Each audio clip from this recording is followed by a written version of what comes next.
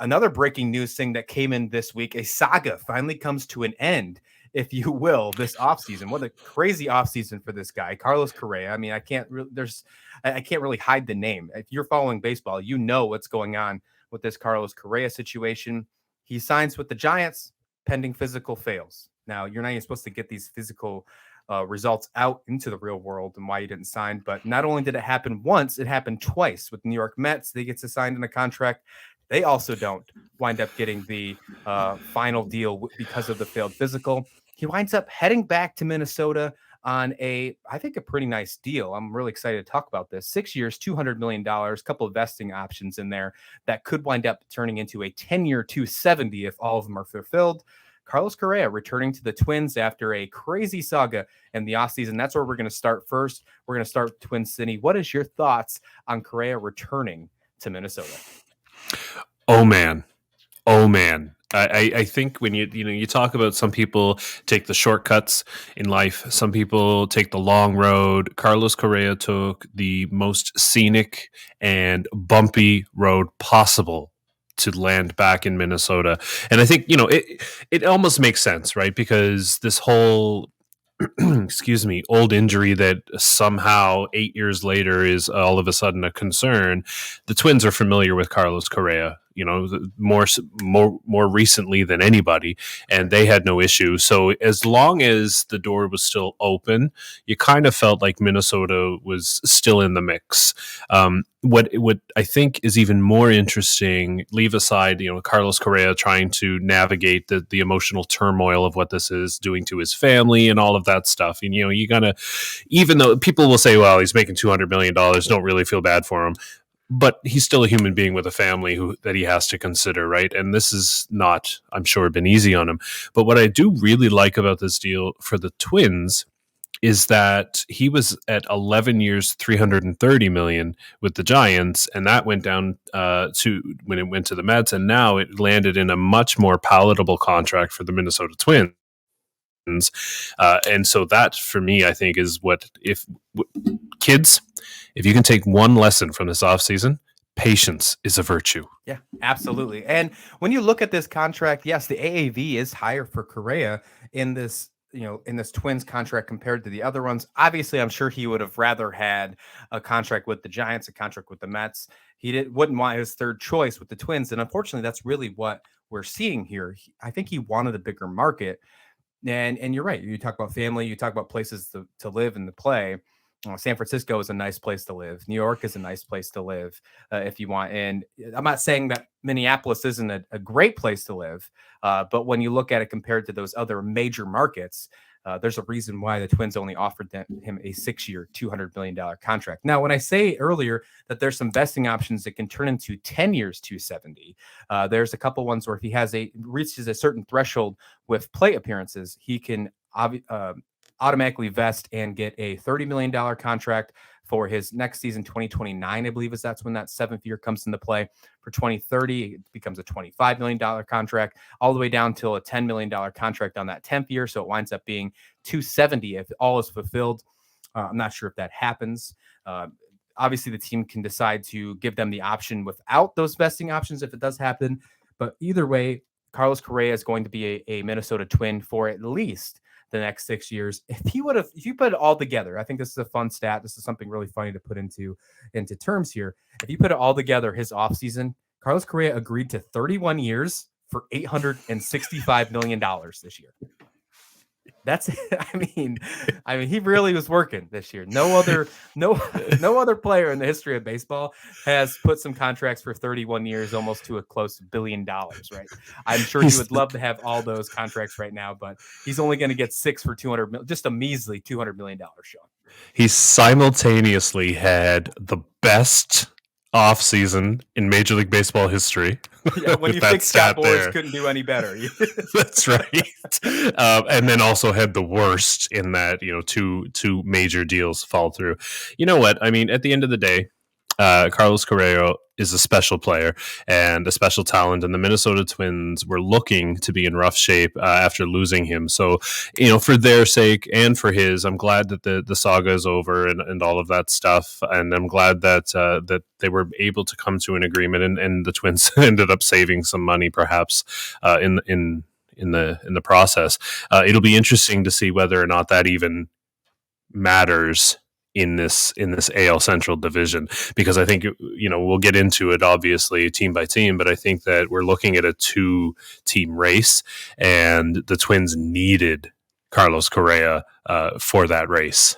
Yeah, absolutely. Completely agree. We're definitely going to talk more Twins as we finish this preview here. But one last thing on Carlos Correa. Obviously, the reason he didn't sign with San Francisco and with the Mets is because that failed physical. We found out it's because of an old injury in his ankle that happened at 19 years old. The surgery, according to the physical, says it's going to disintegrate during his seasons 7-8 years from now. So those 11-year contracts is what really made the question mark. That's why the Twins went with the 6-year contract, if you will. Obviously, it makes a lot of sense in aspects to that physical. Now, are you worried about this? If you're a Minnesota Twins fan, or if you're just a baseball fan just paying attention to Carlos Correa for the next 6 years, are you worried about Carlos Correa as the player offensively, and most importantly, as an everyday shortstop for the team? No, I wouldn't say I'm worried at all, actually. And I think that really, realistically speaking, when you're talking about an injury 8 years ago, that's tough to, you can't predict, right? And I think that's, for in fairness to the Twins and the Giants, that's part of the issue, is that they couldn't predict, whether or not that would be an issue down the road. But if you're the Minnesota Twins and you commit $200 million to a player, you better be damn sure that that you're fine with their medical records and all of that stuff. And if you hedge your bets by excuse me, by only signing him for 6 years, then okay, then maybe you do see the issue as well. For me, over the next 6 years, I'm not concerned with whether or not he can stay healthy, and I don't think the Twins are either. No more so than anybody else on their roster. They should be more concerned about Byron Buxton than Carlos Correa. Yeah, that's a good call. I mean, Byron Buxton has had some injury issues. When he's healthy, though, one of the best outfielders in baseball. Speaking of big contracts like Byron Buxton this guaranteed contract for Carlos Correa will be the largest guaranteed contract in Minnesota Twins history, now beating the Joe Meyer contract extension. That was $188 million. I believe is 188. So the $200 million will take the top. Byron Buxton is number 3 with that $100 million guaranteed. All right, let's talk about this Minnesota Twins team. They've also added some 2 other players in this one, both with some, I think you could say question marks, for some curious things, really excited could be. Let's talk about the one I think who could be, I think has the most to prove, maybe not just on this Minnesota Twins squad, but maybe in all of baseball, and that's Joey Gallo. Joey Gallo had a rough year with New York Yankees, winds up getting traded to the Dodgers. Things didn't really pan out either way. He's got a lot of things to work on. I don't know if the shift restriction is going to help or make it better.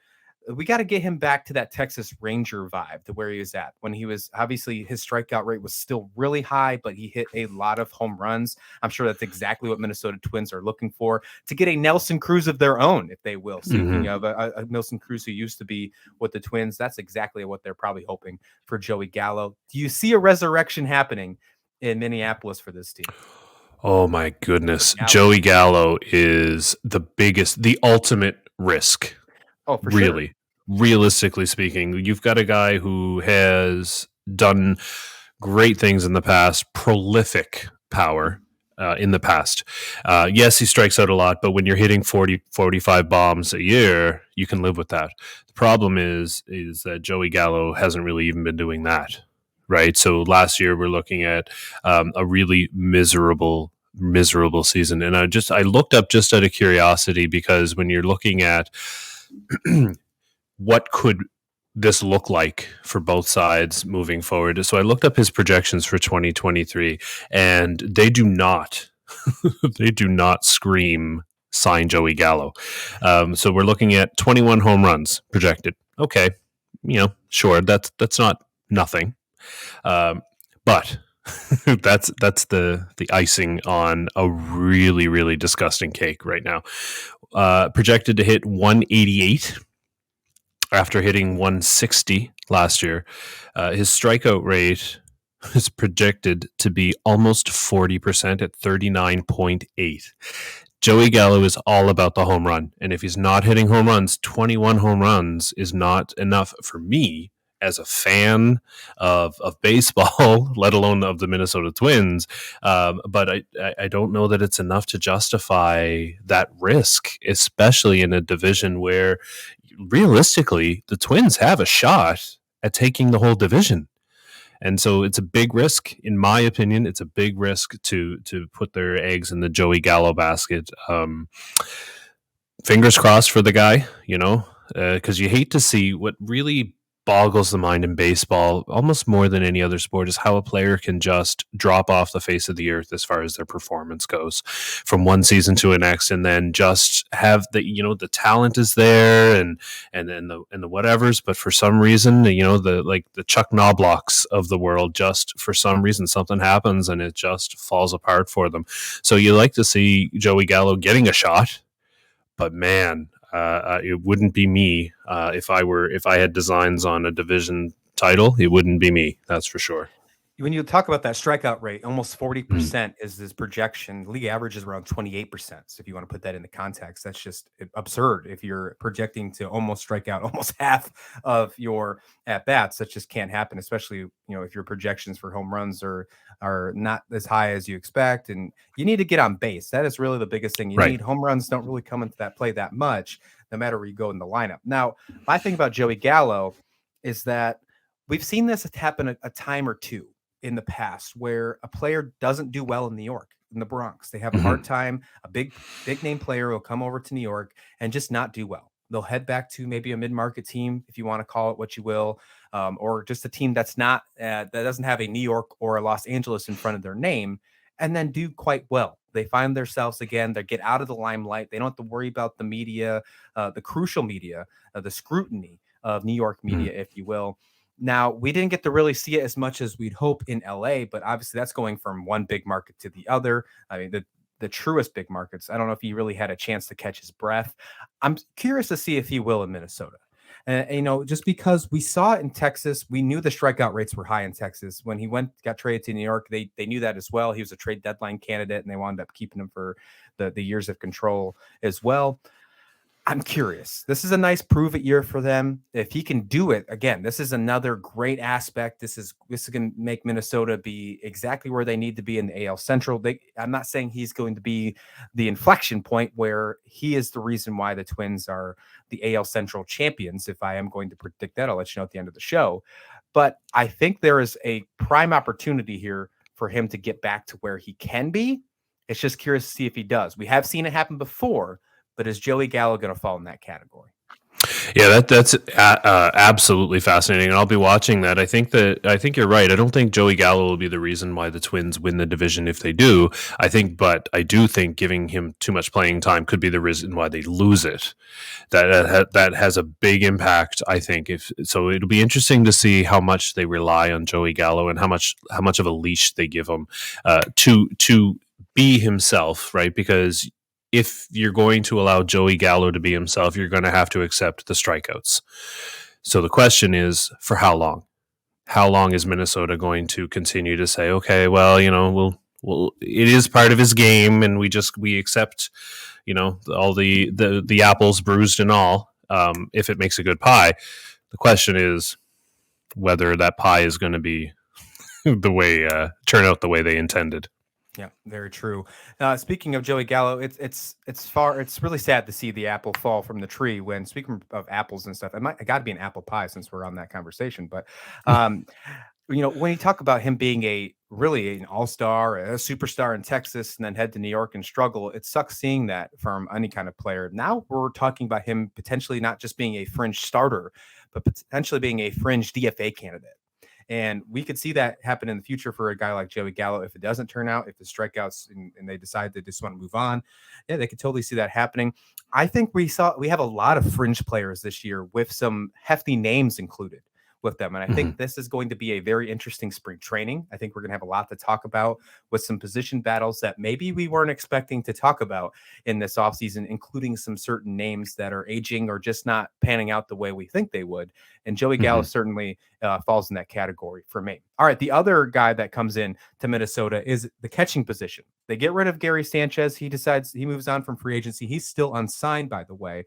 He came over in a Shocking. trade. Yeah, right. He came over in a trade from the New York Yankees. It seems like Minnesota Twins got rid of almost everyone in that trade. Gio Urshela was traded. Gary Sanchez was traded. So it's just now it looks like the Yankees are. When you talk about who won that trade, a lot of people think, well, they don't have Urshela and Sanchez no more. I guess the Yankees won the trade. Well, the Yankees also still have Josh Donaldson's paycheck and contract. So I'm still giving the win to Minnesota for who won that trade. But Christian Vasquez comes over from Boston via Houston, if you will, after trade deadline. This is a good catcher. I think this can really help Mhm. the team's rotation. We saw him for years in Boston. It was weird seeing him in a Houston jersey for the second half of the season. I think almost as weird as seeing Trey Mancini as an Oriole fan myself. Yeah. However, this is going to look really weird seeing him in a Minnesota jersey for a full season. But I like the pickup. I think it was a much Mhm. needed addition. I think the catching position for Minnesota is very good now. My question is, and I think I kind of already answered this, and I think I already know your answer as a Jays fan and a Gary Sanchez just lover. Is this a better upgrade than Gary Sanchez from last season? Oh my God. The Minnesota Twins could literally put a folding chair and a garbage bin behind the plate, and that would be a better option because at least the garbage bin is going to catch the ball, Yeah. right? Like that's the. So, as a catcher, more than any other position, you have one job. It's literally in the title of your position. You have to catch the ball. And that's where Gary Sanchez struggled. Yes, he could hit home runs, but he couldn't do anything else. That is where and that's kind of the difference between a Joey Gallo and a Gary Sanchez, right? That at least Joey Gallo still has something else to offer, and I feel bad because I know Gary Sanchez is a human being and all of that stuff with a family, but oh man, That's why we're if here. you're right, yeah, that's true, and I'm not catching 100-mile-an-hour fastball. I can tell you that, not without going into the fetal position, but regardless, Christian Vasquez, I think, not necessarily in the stat lines or on Fangraphs or in the box score, but Christian Vasquez is somebody as a Blue Jays fan who has annoyed me for years. And it's exactly what I said. It's not that he's going to put up monster numbers or anything like that, but he is going to be annoying for the opposing teams because he's a good catcher. He works well with his pitching staff, and he will come up with some hits now and then, especially when they count.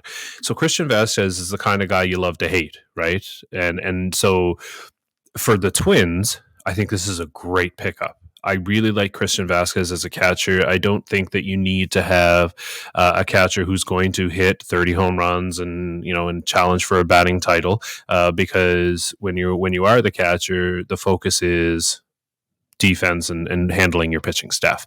And that is something that Christian Vasquez has developed quite a reputation for. And it's certainly something that the Minnesota Twins felt comfortable enough signing him for 3 years, $30 million, right? That's not a small commitment for a catcher. So I think that's a great pickup for them. And I'm really, really enjoying that part of it. Now, whether or not other people have expectations as far as his offensive production and stuff like that, that remains to be seen. But I think you have to kind of be realistic when you're talking about a catcher, and their offensive numbers. I agree. Completely agree. I think Christian Vasquez is easily a top 10 catcher in the league. You could probably make the argument that he could be close to a top five, if you will. Last really thing about the Twins here, there's obviously some additions. We assume that we're going to see a reduction, a trade, if you will, with longtime outfielder Max Kepler. There's been rumors circling that Kepler may be on the move. Outfielder surplus seems like to be in the need these days. A couple teams looking to maybe trade some pitching. Miami Marlins always come to mind when we talk about outfielder help for pitching. Minnesota could definitely use a rotation piece. I think that's the next step. I think that's if we are going to see the Minnesota Twins starting lineup. I think right now you put Max Kepler in the lineup, but I don't think he's here on opening day. You see Max Kepler on his way out as well? It's funny because it's been all year. I feel like we've been hearing this idea, not necessarily on the front burner, but certainly on one of the burners of the hot stove, right? You're hearing his name, and why not? 30 home run potential, be a great bat in Miami.